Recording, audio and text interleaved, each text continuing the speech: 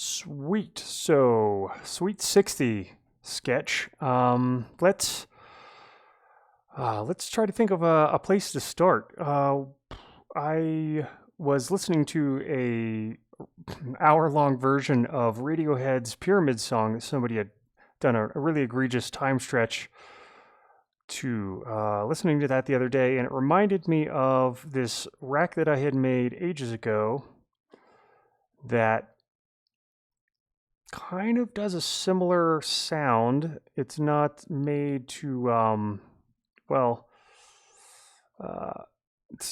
like its title says, time stretch. It's not exactly a time stretcher, but it does kind of smear out. I think a smearer is probably a lot more accurate. So let's listen to this thing. And I had made this to create some smeared out long versions of songs. You can easily do it in Ableton. You can drag an MP3 or whatever you want onto the timeline, and then you can set it to, I like the texture warp stretch. Like, let's just pull this one in. Well, pull this in as well. For example, I would warp this, set it to texture, and I just throw these both all the way up. Hit this so that the BPM goes as high as it can go, and you can get this thing as long as you can. Pull the tempo down as so you know, you could only imagine that a 5-minute song here would probably fill up, 30 40 minutes or so. This thing originally is only not too long there. So let's see, if this thing is only 5 seconds and we're getting almost 4 minutes out of that. So you can only imagine at this point what kind of nonsense we'll get. Let's have a listen to this extreme time stretching.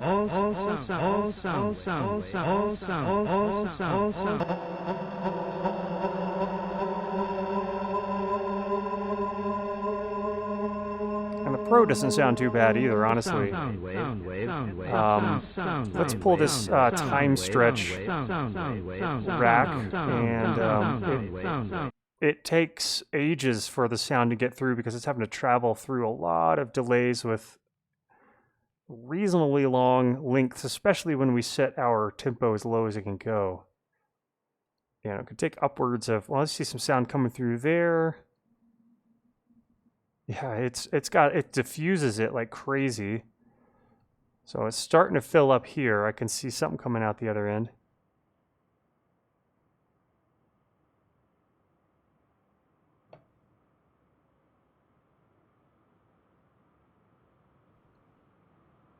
Takes a minute. And let's loop this section here and pull up the gain a bit.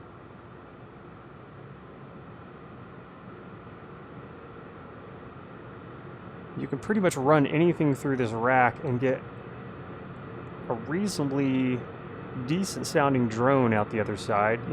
It helps to adjust the EQing, and certainly you could play with any of these effects along the way. It's a bit of a beast. As you can see, we're hitting about 20% just with this, but for real-time live performances, this thing is great for making drones. You can almost hear a bit of a melody coming through, which is fascinating since the source is so non-melodic, really. It definitely sounds super lo-fi, but of course our source material is 8 kilohertz, pretty low lo-fi there.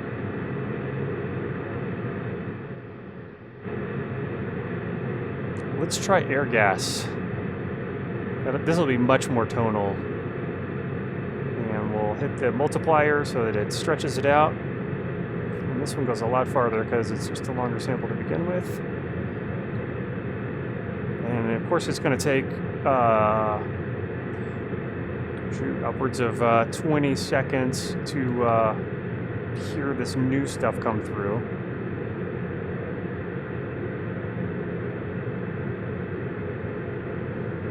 I also like to run the analog with a saw wave through this. You get a lot of nice shining high end. The operator, of course, sounds nice. Sine waves, you know, it spits out a very variable sounding sine, a very buttery sounding.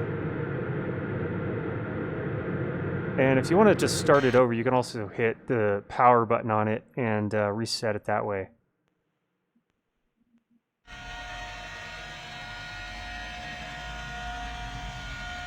Yeah, not too fancy of a sound there from the get-go. I hear it slowly fading in. The easiest way, of course, which I don't think is you know, it sounds as interesting or good, is you can just use a reverb with a really long tail.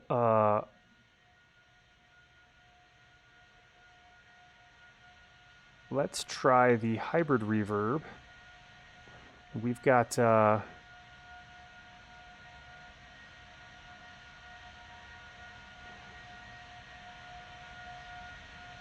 I think if we put a grain delay before this and pitch it down, we'll probably get some nice bass coming through there too. Sounds like mom is in the background, you know, vacuuming the house. Getting some vacuuming flashbacks. All right, our impulse swell might be an interesting candidate. We got a long decay on that. Let's add a long attack, make the size. And when you adjust the size up, I think it pitches down the impulse, so it creates a much warmer. So the impulse response method is a much more obvious way to go with creating some drones.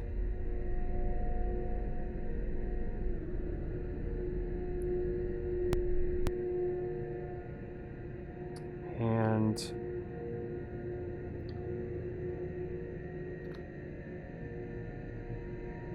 you can add some different pitches in there.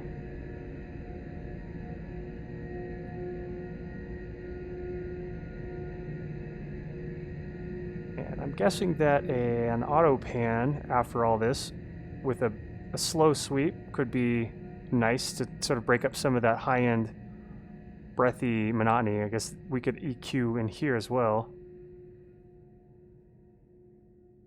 Maybe we'll take the amount down and pull up this frequency.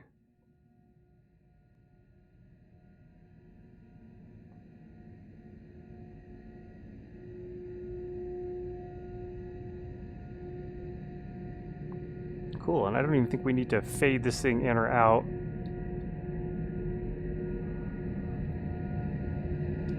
And you can hear we're getting ourselves a nice tail from this reverb. I think if we added another reverb before this, we'd get even more of a nice tail on this.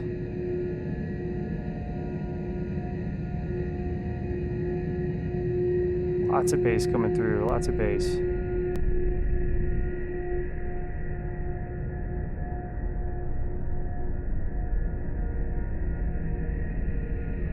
So let's move.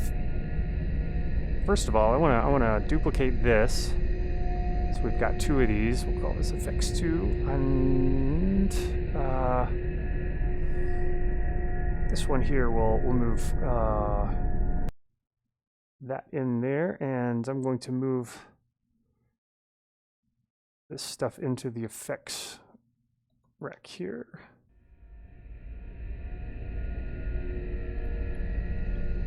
Drone effects. Drone group.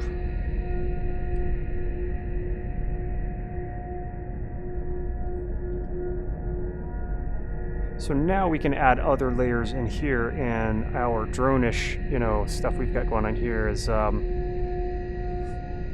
Don't want to affect everything in there. So we can add to our drone.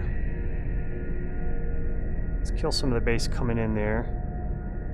Definitely fit in this video. It's always fun. Let's try to just play some notes on our operator and see what we can hear.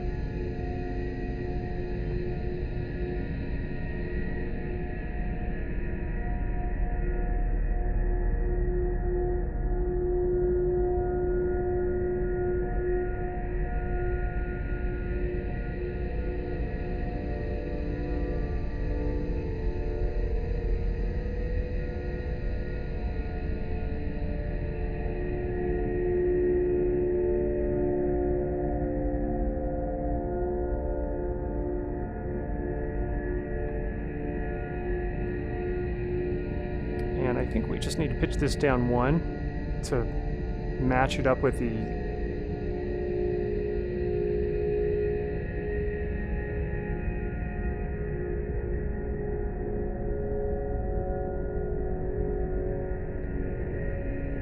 probably a slow tremolo will sound good in there.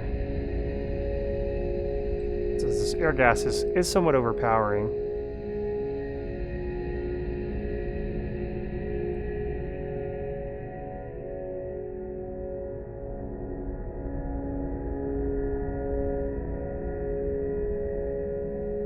Here we go, 10 minutes, we got ourselves a drone. No problem, easy as pie.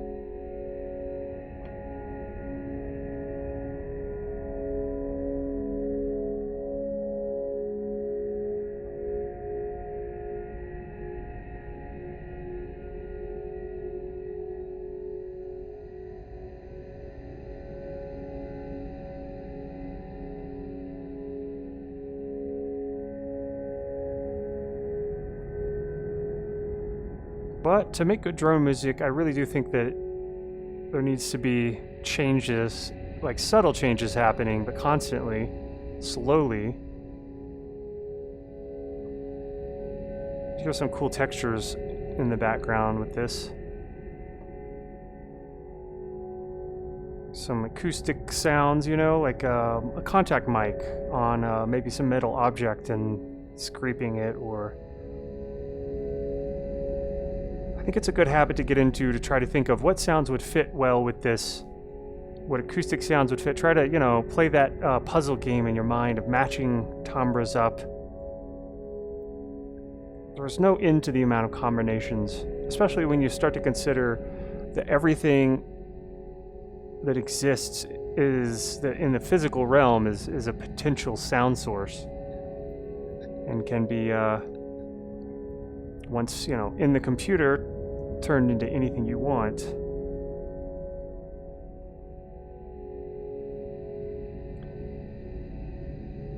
Awesome. So we've got all these sketches left over from days gone by.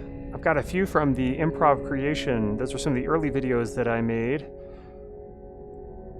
And I think the idea was to just build one rack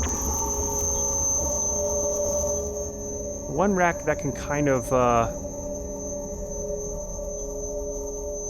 let's get that down there, that do a lot of things. So as you can see here, it looks like we've got a lot of different chains inside the racks, and I think each chain has its own thing that it does sonically. So we've got this kick, this tone, and I guess we could probably just turn all these down. I do like the this one obviously wasn't titled properly, but it sounds like some kind of just a white noise. I think I just built these.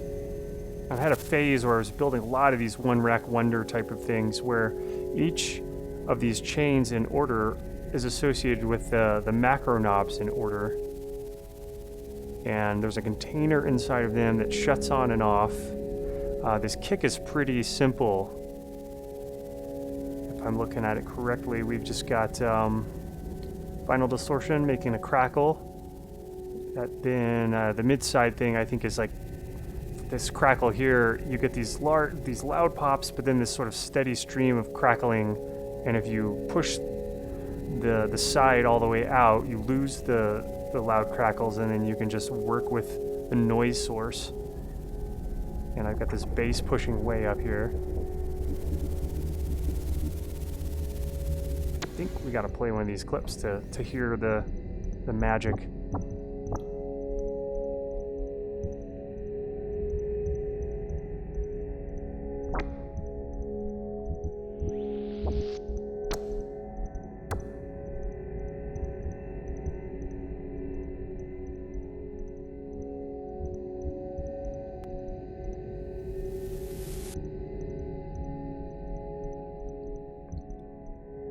If you build a lot of these racks, and I think it's a lot of fun to build, but if you have a lot of these to work with, they're amazing sound sources, amazing starting points.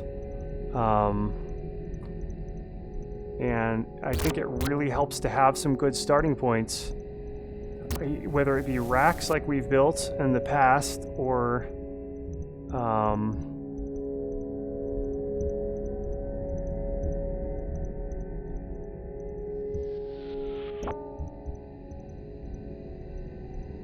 I'm going to go ahead and save this.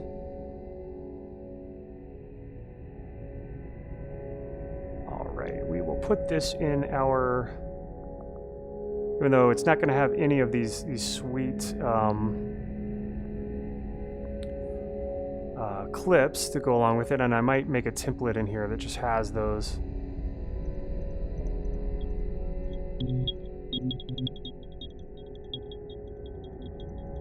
Let's pull this into this group here and get a drum bus on there.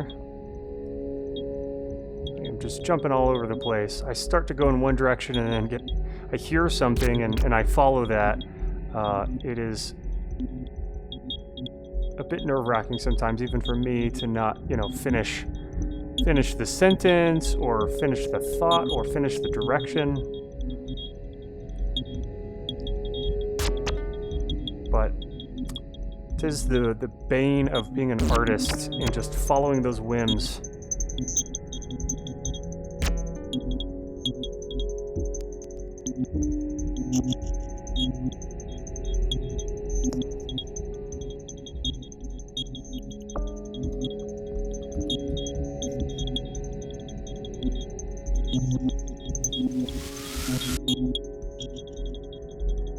Awesome. I do believe this is a good combo. It's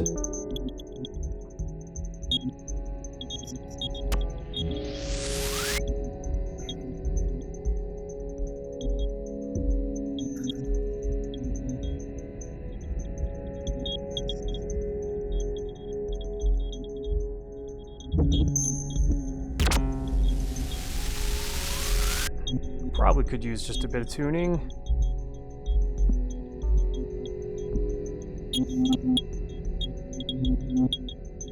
And a lot of this, the tones are coming from, we've got our very simple white noise source. Like if I just pull this out here into its own track, you can hear it's a very simple, and without this utility, we get those loud pops, which sometimes you want, and you can put a gate on this and simply just have those loud pops only coming through. Because sometimes, I'm not sure how they built this, but I believe sometimes some of these pops are just made to be a little bit louder. There's a bit of a random volume. So there we've got like a little slow Geiger, and if we move the density down, you can see the amount of pops that come through is much limited. And something like chorus or corpus, wow, it's so different looking now, but you can get these nice tones just from every now and then pop. And if we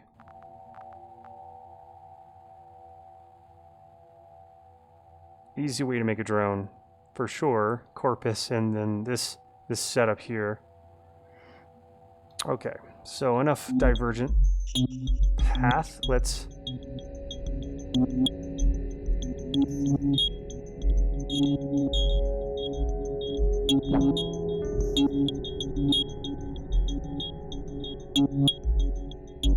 Alright, tuning the EQ. EQs aren't normally used as a resonant filter, but you get enough of these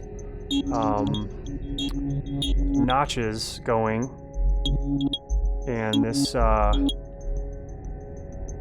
4-pole or X4 pole or whatever, high pass, low pass, and you can see we've taken a noise source and just pushed one section of frequencies.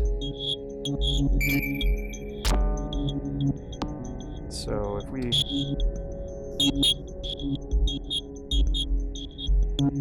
pull this volume down just a little bit, probably, but that might also affect some of the distortions if we have some distortions. Doesn't look like it.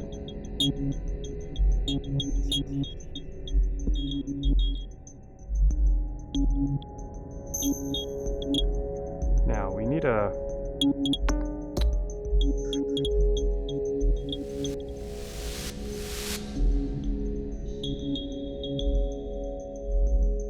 reverb, but I like using our homemade ones, and at some point we should make some new ones.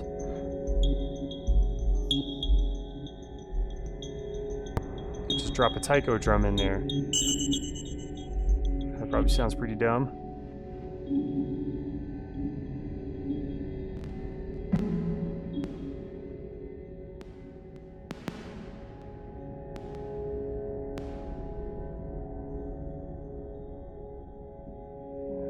Let's try boosting it up.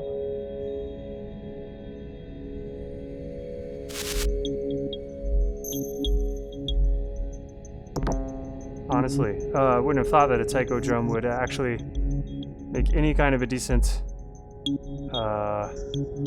reverb impulse response, but I guess it sounds okay in this case. Let's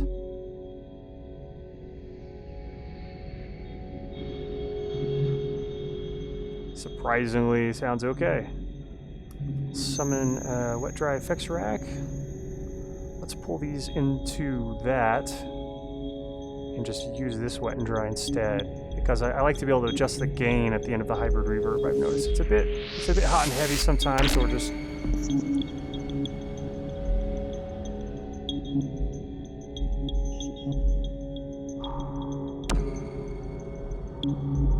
have to keep in mind that every time we pull up one of these macro knobs, we are turning on a whole set of effects in here.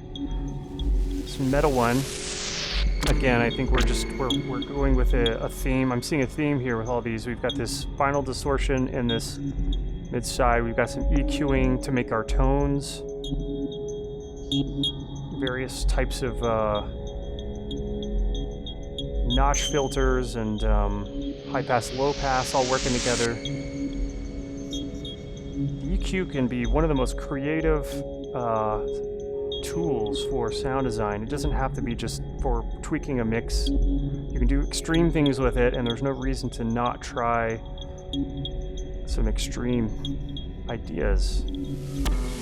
Let's turn these on, hear what we get. This is the middle.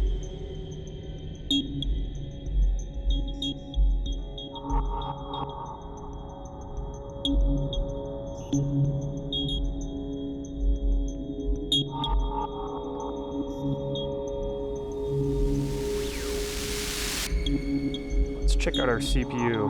Not too bad.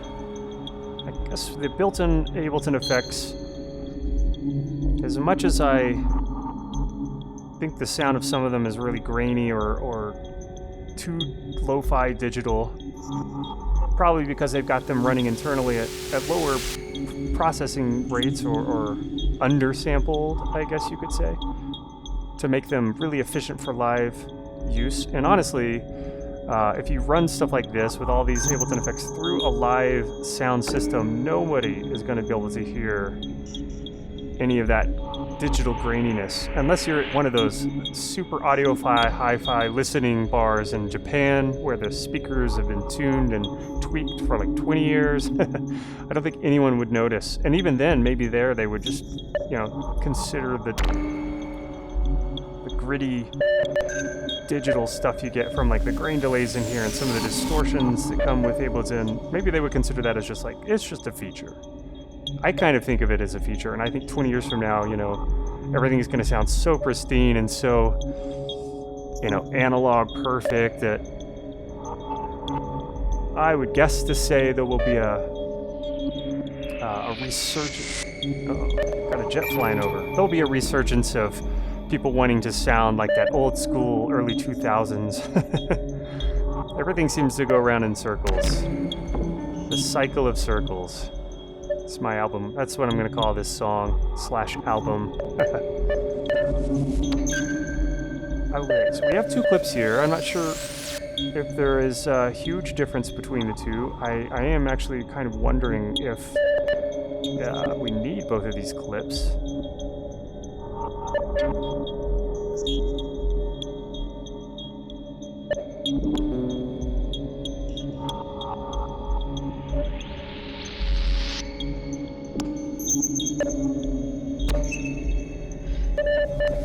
We could assume that the reason why there are 2 different ones there to begin with, that they are in fact different somehow.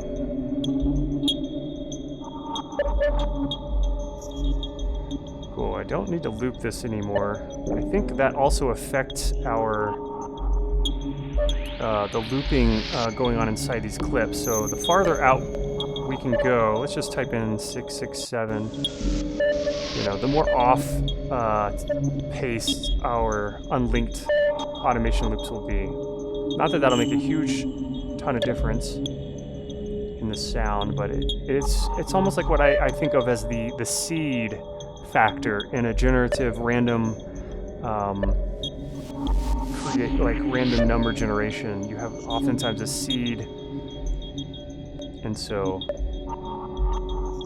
setting this number here to just whatever random 1, 3, 4, you know, just 1, 3, 4, 5, pick a number. You will notice the higher the number, the more of a pause it takes for Ableton to do all the calculations to figure out where all the playheads need to go. And the more automations you have inside of clips, the more of a pause you get, the higher this number. It's an interesting... So not something to really mess with live too much, although there's maybe workarounds, like if you have a reverb or something on the very end of everything, maybe you won't notice. Okay, cool. So I kind of like the sound of this. Honestly, today was a bit of a breeze, not really too much hardcore sketching, starting stuff from scratch.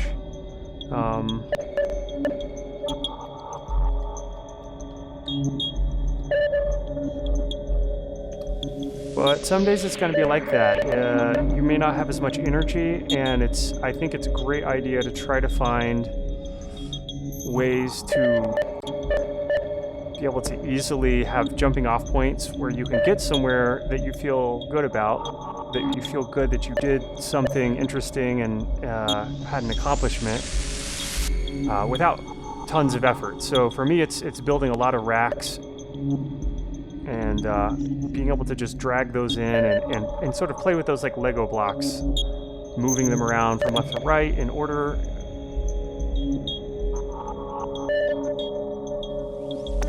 Let's see, I think the beep, we probably should automate some of these. And I am also curious what happens when we put a grain delay after the whole thing and just sort of pitch the whole thing down a little bit.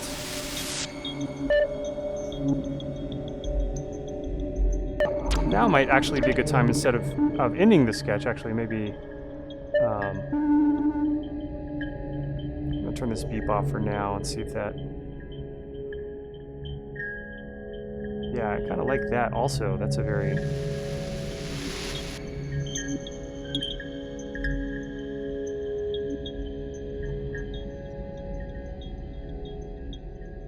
very nice kind of extra added texture in there with pitching this whole thing down.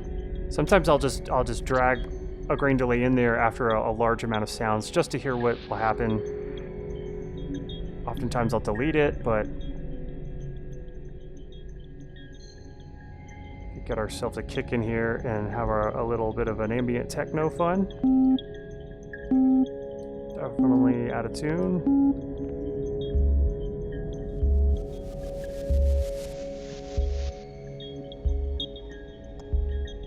Probably could use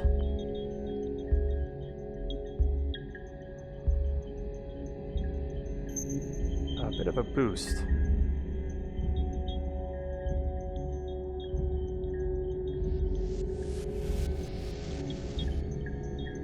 Kind of got lost there.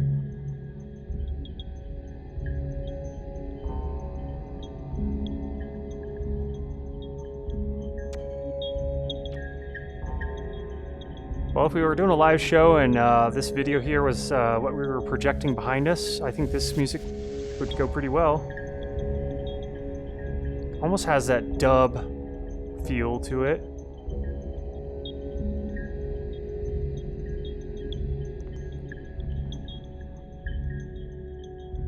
Well, I will say working with the tempo not being at 999 like the last one, it's a little bit more easy to deal with mentally.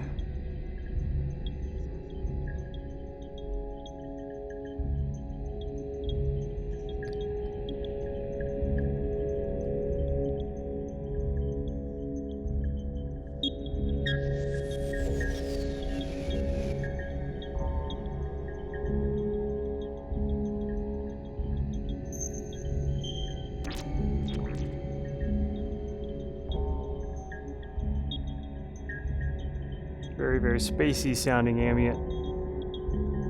Kind of like the stuff I used to love to make when I first got into the whole ambient thing back in 2001, maybe 2000. I'd messed with computers and music. It was all just experiments and fumbling about trying to figure out what the heck kind of style do I want to do. I dabbled with a bunch of different styles back then, which is totally what an artist has to do to figure out any kind of path. But when I first got into ambient, a lot of it was real spacey, kind of computery or a little sci-fi. Definitely sort of gone down a few roads. Did the sort of glitch thing with ambient, the spacey thing in the beginning. I guess some of the first releases on net labels were pretty experimental.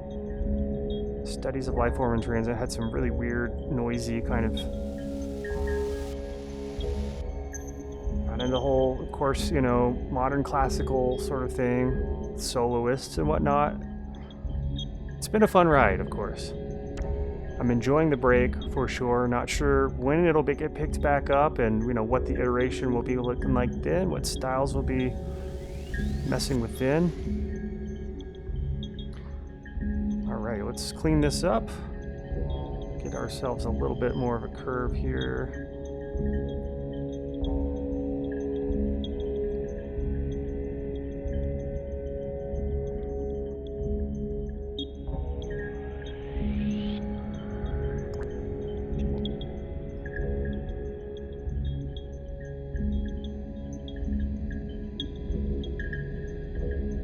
I'd love to hear some live cymbals on this.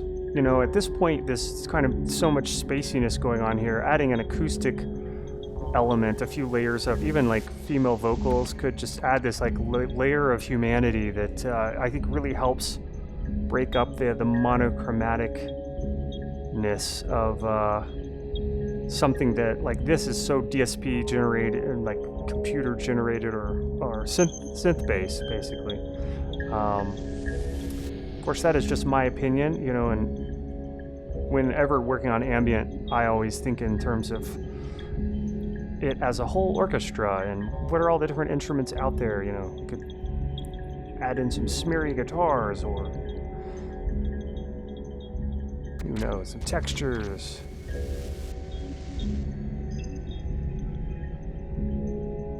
I don't think we're using this layer, and I wanted to get a follow action going with both of these. Legato mode.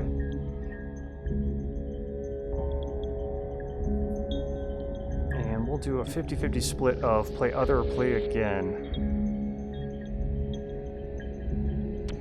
And linked, so just the length of the clip itself. Very good. I guess I could make these a little more off, which might actually be, in this case,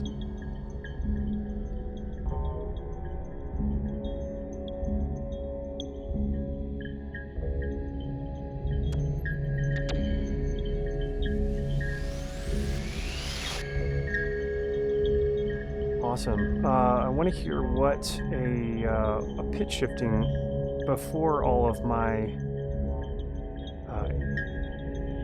I've already got pitch shifting going on here, but like something that's a bit more global. Maybe like a.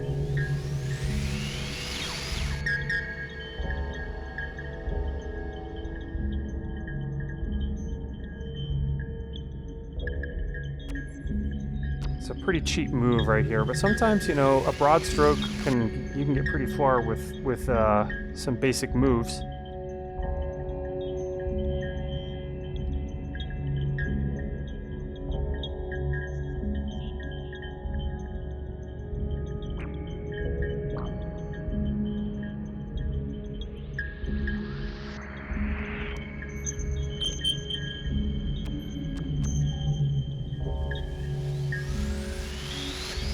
Personally, I think the best way to do this is just to work on the original layers. Of course, we've got this air gas thing here, which is, you know, well, as far as I can think, not be split up without something like Melodyne, or we might be able to convert it into a, I know you can convert a sample into a melody layer, but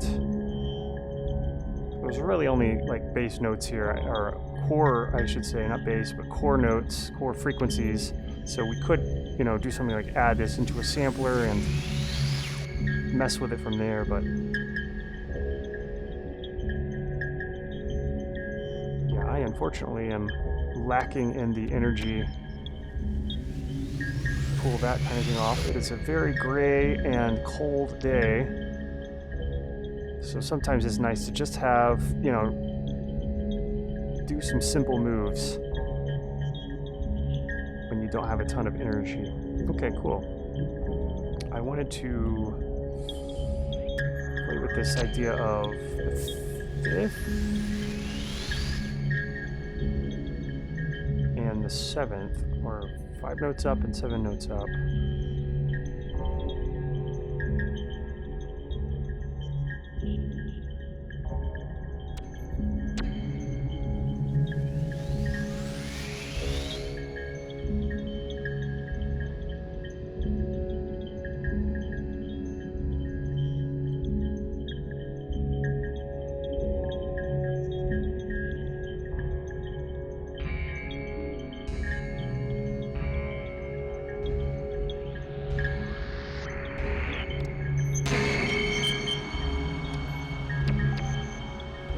So dramatic.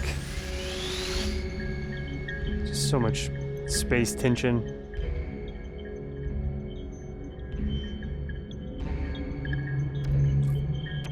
Cool. All right. Well, let's bust out Phase Plant. I kind of just want to start dorking out with that a little bit. When you purchase a synth plugin or effect plugin, you know, it's fun to just kind of focus in on it and spend a lot of time with it.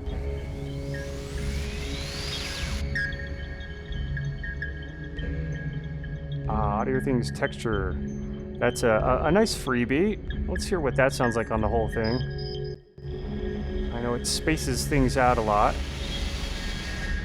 It's one of the only audiothing plugins. It does not have a random button, which, so I'm very curious why they made that decision. Maybe they thought, well, if you're not paying, you don't get that cool feature. There's not a lot of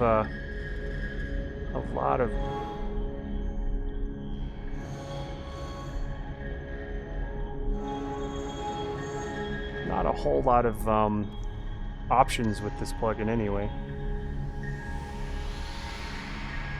I mean, it's pretty nice for spacing things out.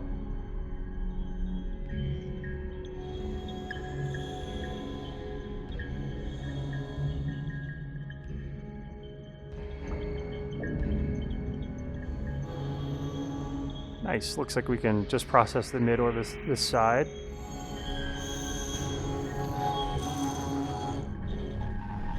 Sounds like it's got a nice saturation going on inside of it. I like this meter. It's for being a free plugin,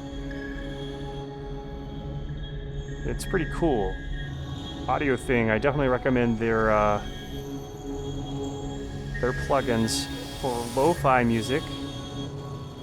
Great saturations. They have a lot of really cool emulators of old gear. Wires is one they put out that sounds just fantastic. Reels also sounds pretty amazing for a tape emulator.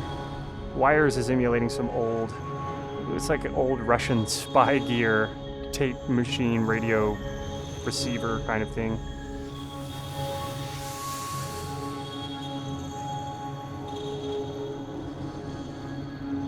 Alright, so that really just, it got all dramatic. It sounds like we've got a crescendo happening.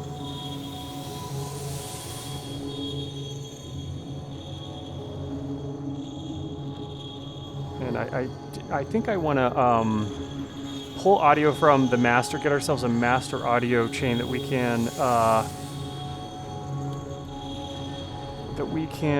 automate with like a dummy clip.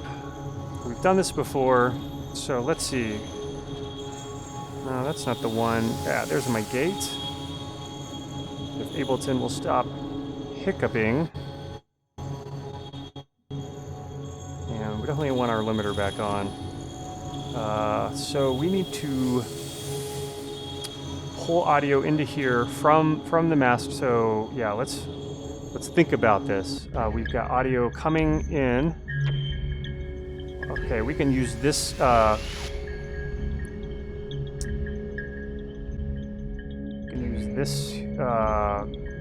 rack here.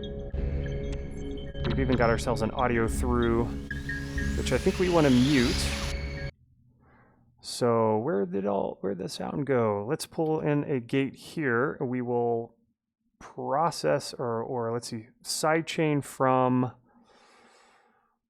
the master from this utility rack. And let's see if we can find that. Yeah, we'll do pre-effects, or let's this chain in particular, utility audio through pre-effect, and then now we've got stuff coming from here.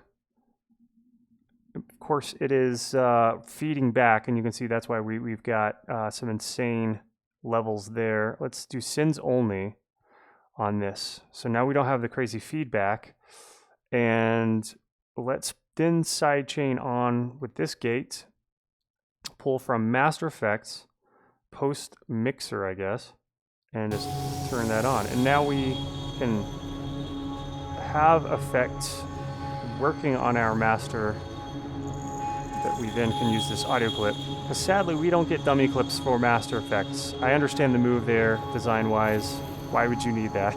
Most people don't need that. So it's great that there is a sort of unconventional workaround. I appreciate Ableton's ability to do rather unconventional stuff. So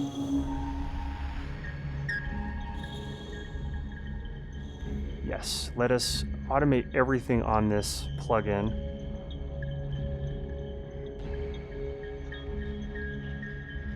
All right, let's. I guess we don't get the positioning is off on this on some of the effects parameters, so my hotkeys, mouse movements does not work there, sadly. So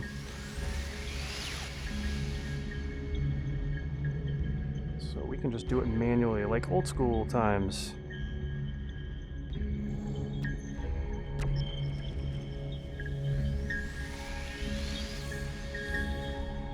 It sounds very smooth, this textures plugin, when you adjust these knobs, and that's one thing I've noticed about audiothing as a brand. They tend to make a lot of the knobs run pretty smoothly. Not all of them, I've found, which is frustrating. You kind of, when you have a plugin, you kind of want it to be smooth. You want it to kind of look smooth, sound smooth.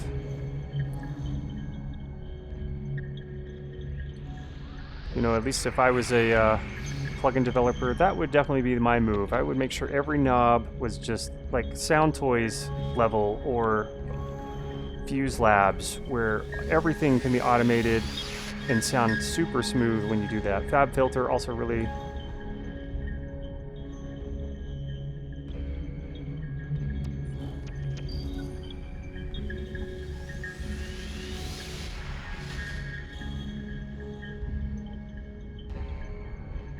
I think I'm going to get in here on this and just do a bit of a manual curves.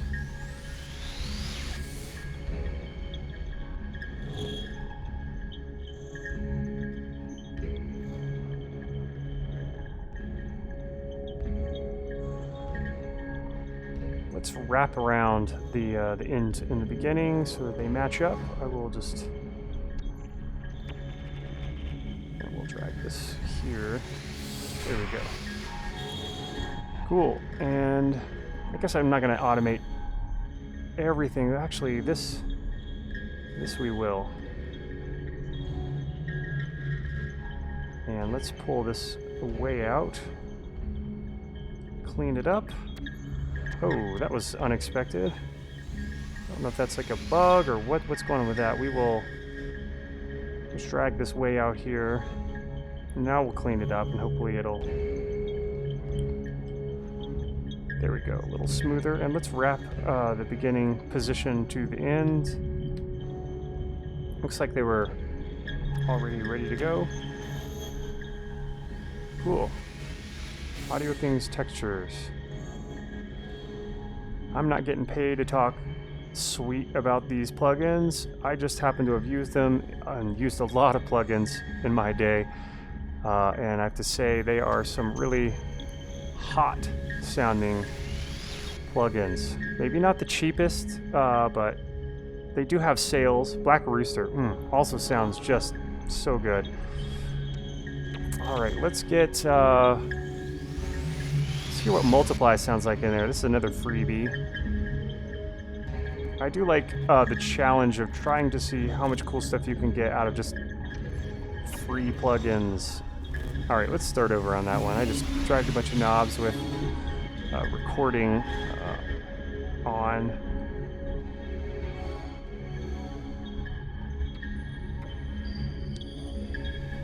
Let's see what happens when we pull out our drone effects. I just straight up mute this.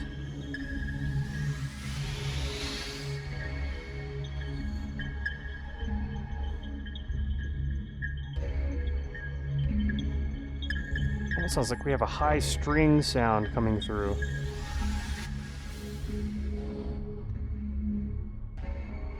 Coming from this. That's very odd. I would not expect this to create such a high... So maybe it's because of this techno sound we used. Oh wow, okay. So this is creating almost like a high string type of effect. That's fun. Which is a very unintentional thing that sounds pretty much okay there in the mix, in my opinion. It's like it's the end of the song and you got that one held high string sustain that just really just holds the suspense. Holds the urgency.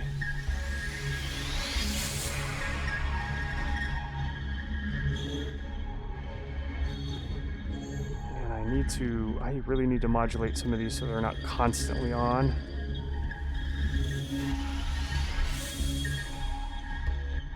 Probably need a probability gate. I say probably a lot, I notice, and that's because I love probability.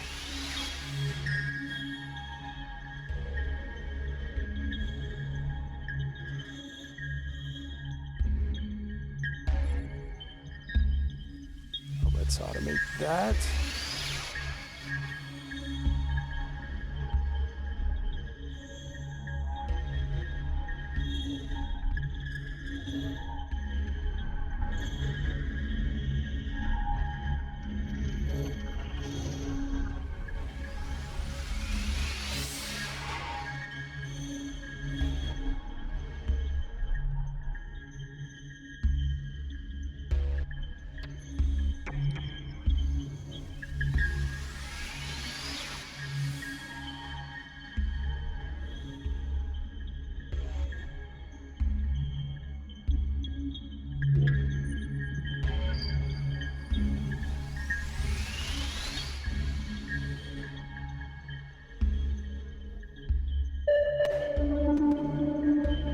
Is way too large and in charge, and I think we just want it on a very short amount of time. So I don't think it's even tuned properly.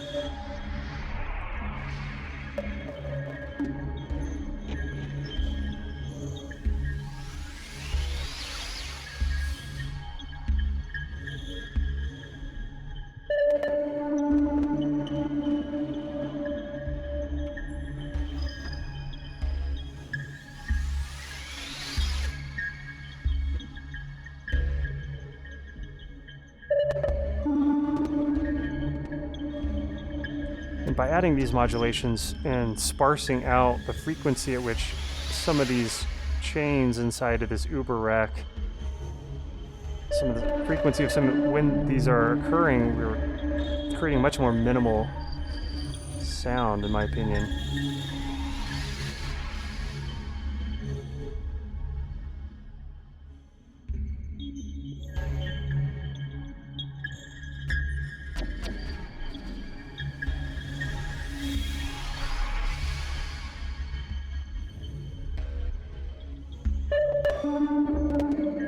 Obviously, one of the good foundations of good composition is learning how often to let a certain sound be in existence in a song. It's not an easy thing to do, but something that is worth trying to learn to be cognizant of. Is this sound getting old, or do I want this to be, constant throughout? How often should this thing occur, and what can I do to make it sound more interesting in its lifespan?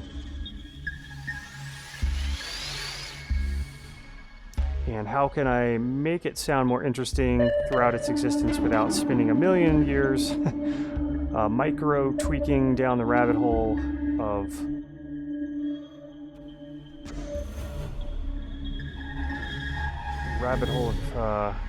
tweaking. Gosh. I think in the beginning, when I was first creating, sketching and learning, cutting my teeth, so to speak, I definitely had to spend a lot of time in certain rabbit holes just to get a sense of what the heck can I do with these plugins, and like what am I doing here? I think you do kind of have to be down in the trenches for a while to learn. It's not always fun, but if you can learn and figure out ways to make it fun for yourself, to make learning this stuff fun, then you're going to be set. Because like really, there's no end to the amount of learning. If you ever get to the point in an art form where you just stop learning, you're going to get bored. You're going to stop pushing envelopes or trying new things. It's going to get stagnant.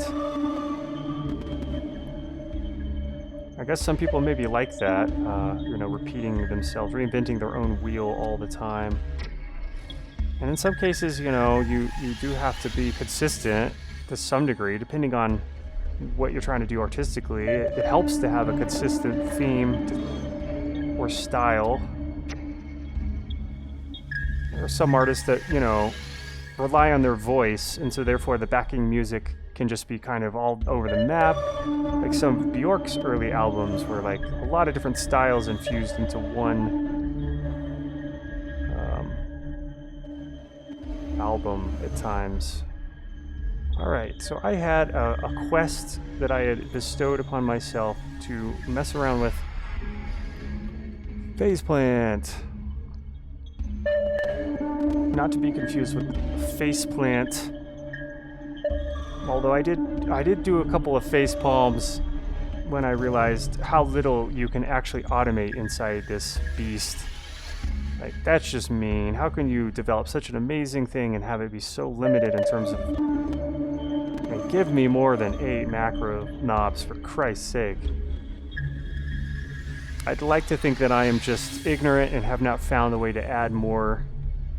You should be able to have, like, up to at least 128, because I know Ableton will let you have a lot of knobs there. So, well... Maybe once you map all 8, you get more. I don't know. Maybe we could just have a look through some of these presets and see if we get more than 8. I don't feel like I've ever seen more than 8.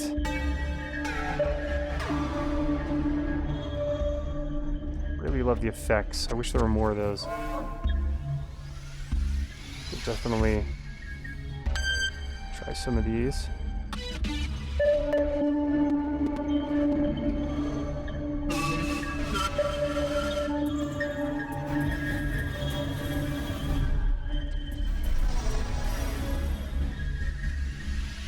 A lot of bass coming over that one.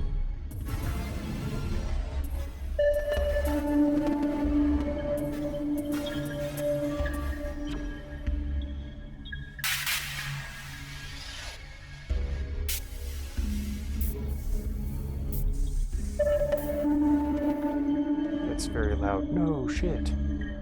Alright, let's close that. Yeah, that's a lot of voices just for a simple...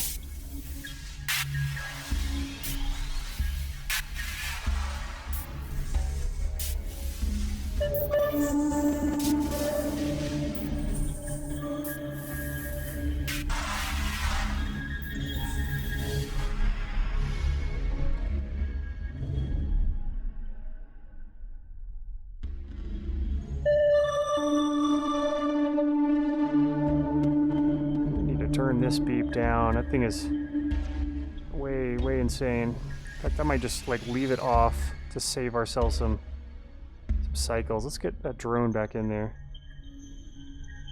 And we are already getting sidetracked.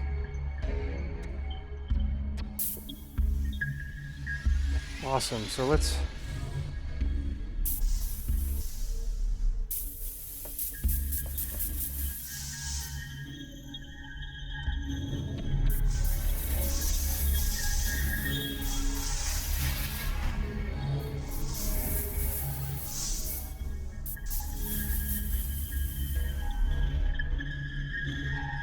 Maybe I will write to this developer and see if we can't get more macros in there. Maybe I just need to read the manual, see if... I mean, it should be obvious if you needed to add a new macro knob there, but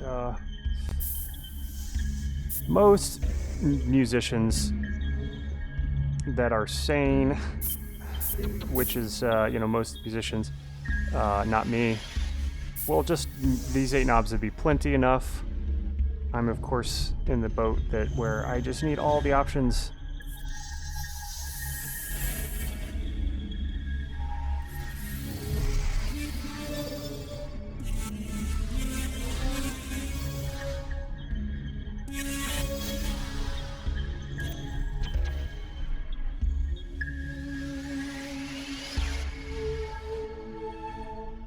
Everything's definitely got a gritty vibe running through this things.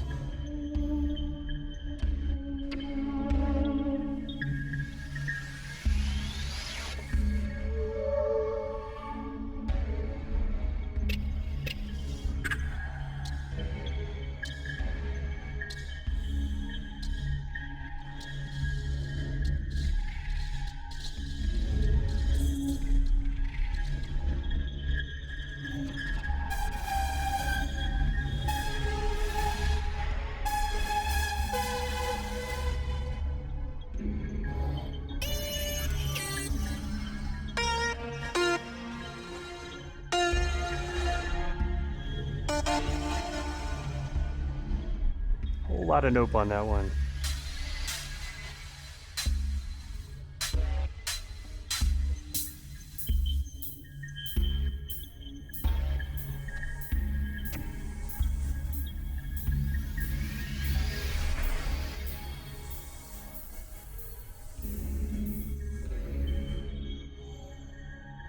Okay, well, I think I'm officially done with phase plant for a while. Gonna phase plant,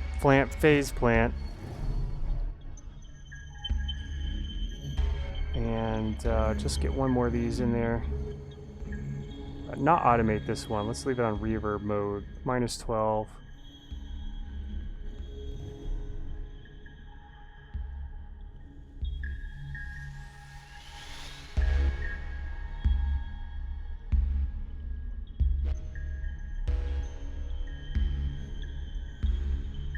And an auto pan or auto filter in there. Actually, an auto pan, not a bad idea. Not a reverb. Always hitting the wrong numbers. Control-Shift-4 is the tremolo. Control-Shift-3 is the reverb.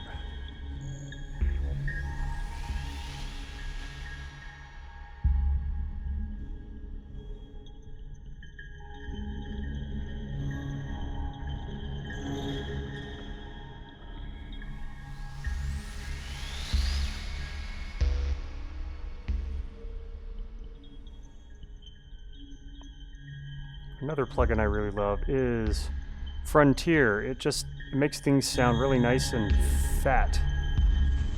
Freebie by D16, one of my favorite plugin developers. They make some sexy looking plugins, sexy sounding plugins. That's really all that matters. Also sexy looking. That obviously helps, but it's what's on the inside that counts, you know? The Computer Music Edition, I have to admit, that is, you know, one of the best deals on plugins I've ever found. I think it's like $20 is what I paid for the magazine. Of course, the articles are just, you know, half the time just way too simple and boring and not really, you know, they probably would have been much more useful when I was just getting into electronic music stuff. But then you get all these free plugins, and so there's some really nice ones in with that bunch. I think it's an amazing investment. I have this bundle of them here. This isn't even all of them. These are the ones that I tried out and felt worth keeping around on the hard drive. So it's like a whole bunch of, yeah. So that's an amazing deal. Obviously, you know, you can find amazing plugins. Just you know, they're actual 100% free ones out there on KVR that are pretty damn good. You just have to spend a lot of time digging and trying things out, because there's a lot of garbage out there also. But hey, one man's trash, another person's treasure, so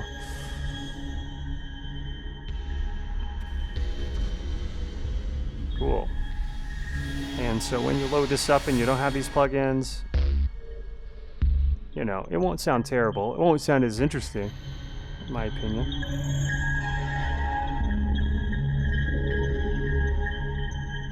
Let's put this first here, see if it makes a difference. Pull down the effect just a wee bit.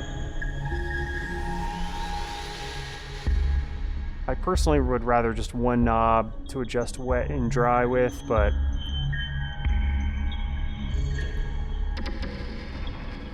I just need to go into developing plugins of my own and shut up about complaining about everybody else's mal-designed plugins.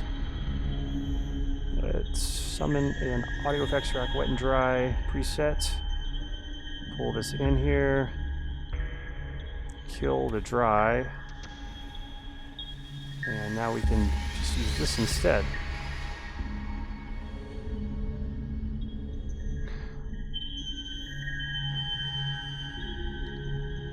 Now I think we've got too much going on here with this extra things. I'm going to pull that one off. And this, the saturation in this is also very nice. That's one thing I really like about it.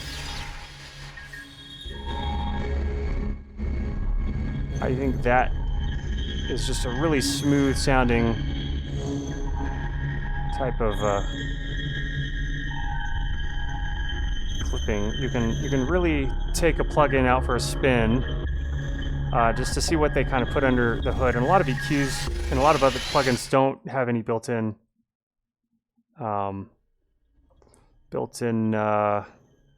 saturations.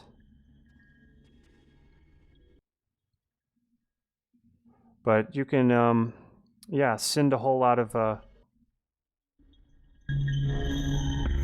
gain into one. It's good to have a utility on the out just to, you know, just to protect your ears just in case.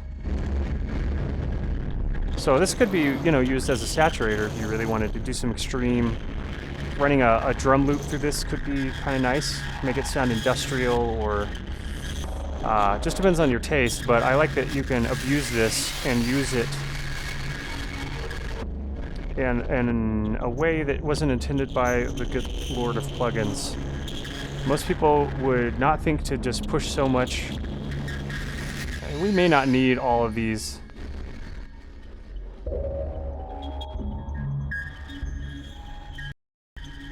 But they did make a difference. So frontiere saturation.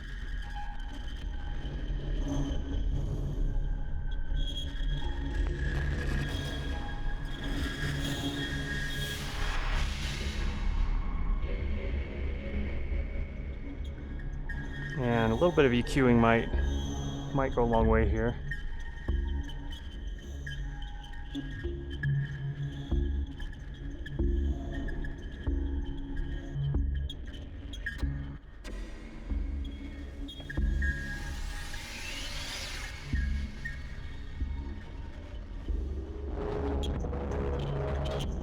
I just think that sounds really nice and smooth.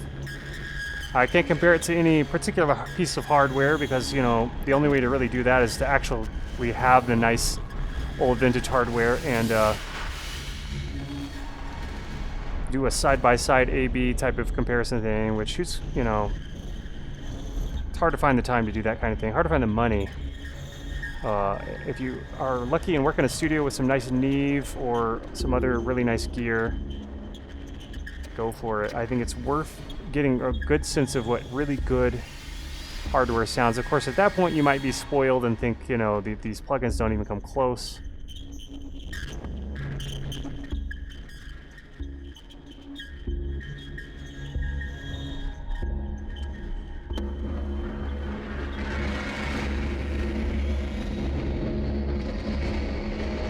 Yeah, there's a...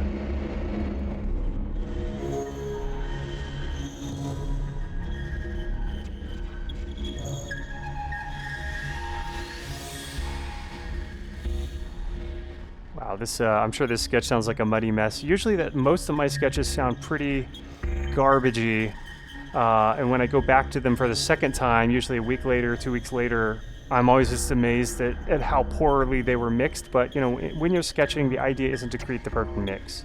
If you can somehow do that quickly, then awesome.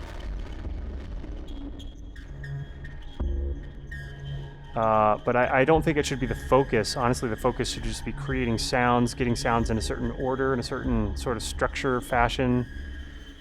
I do some light mixing, of course, along the way. You know, something has too much bass, obviously, just, you know, might as well just pull that bass down, or else it can ruin, you know, the ability to hear new ideas from other things. So, you know, but doing really fine tuning of a mix is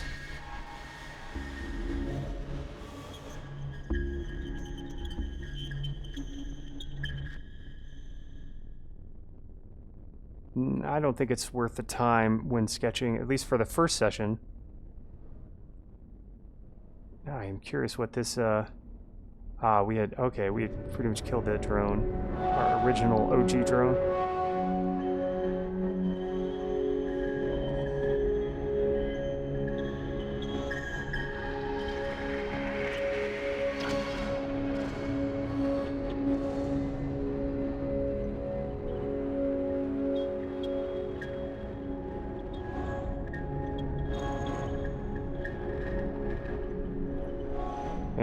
one of the easiest, cheapest things to do when you're trying to get a lo-fi sound is to just mono the heck out of it. But it's good to mono it too, so you could. It sometimes makes problems with the mix with the stereo field for sure. If you got phase cancellation, that'll jump out. But also it can help help you isolate certain frequencies, problem frequencies, I should say.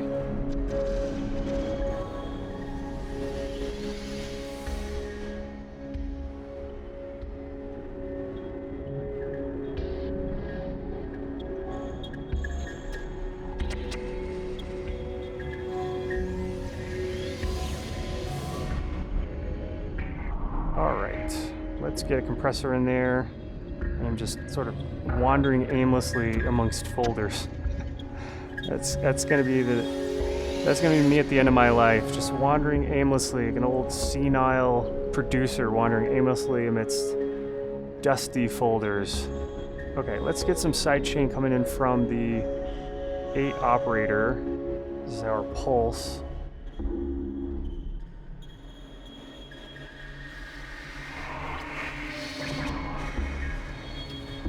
We don't want to audition that. No, we just want... I'm so used to hitting this button.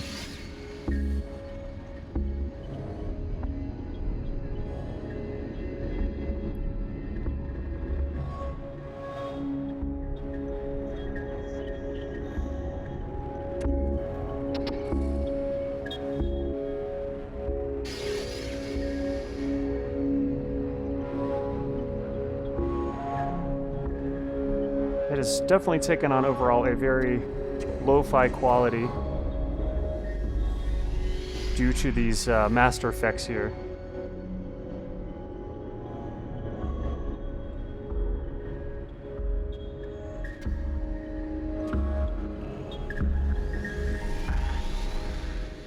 I think we'll leave this multiply out for now.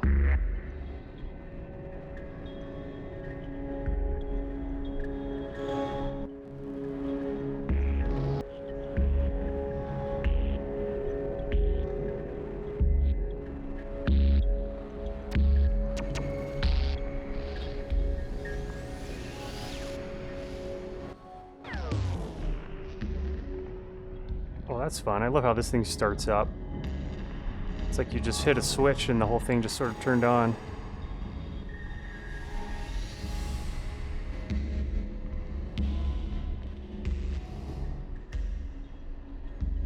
Wow, this pulse almost sounds like a basketball. It's got that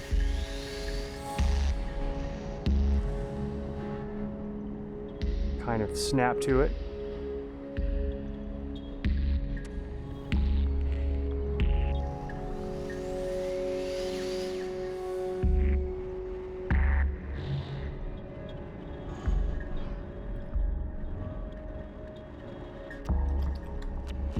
Okay, cool. Well, I'm gonna call it for reals this time. I know I say that and then I just start tweaking things to no end.